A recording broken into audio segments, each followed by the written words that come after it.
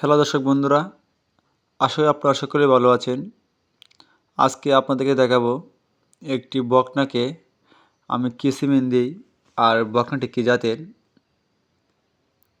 তা আপনারা অবশ্যই ধৈর্য সহকারে দেখবেন। মূলত বকনাটি হলো আমার হাতে কৃত্রিম প্রজনন করা একটি বকনা বাছুর, তার মা ছিল দেশি গাভী। দেখেন অনেক সুন্দর একটি বকনা বাছুর হচ্ছে। এই বকনাটি আবার হিটে আসছে, এখন আসছে সিমেন্ট দেওয়ার জন্য।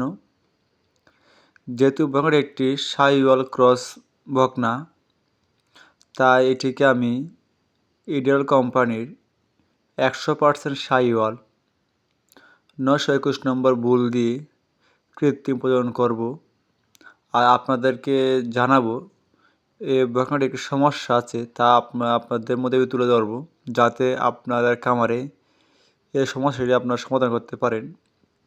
আপনারা ভিডিওতে দেখবেন যে আমি যখন ওয়াশ করছি তখন বকনাটিতে মিউকাস অনেক পাতলা বের হচ্ছে এবং বেশি পরিমাণে। এর অনেক কারণ আছে, তার মধ্যে একটি হলো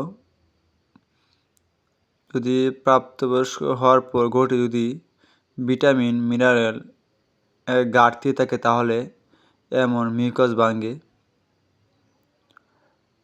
তাই আমি এটি কী চিকিৎসা দিব তা আপনাদেরকে তুলে ধরব।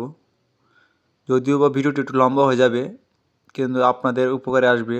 তাই আপনারা অবশ্যই ভিডিওটি প্রথম থেকে শেষ পর্যন্ত দেখবেন, তাহলে আপনাদের উপকারে আসবে। দেখুন আমি সিমেন্ট দিচ্ছি। সিমেন্ট দেওয়ার পরেই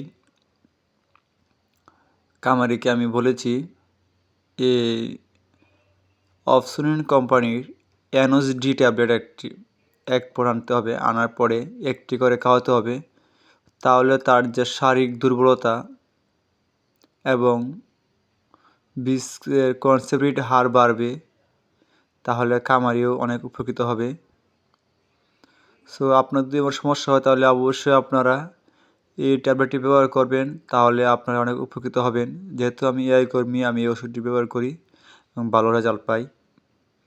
তাই আপনারা যারা নতুন দর্শক আছে অবশ্যই আপনারা ভিডিওটি ভালো লাগলে লাইক কমেন্ট করবেন এবং নতুন হলে অবশ্যই আমার পেজটি ফলো দিয়ে দেবেন। ধন্যবাদ সবাইকে, সবাই ভালো থাকুন।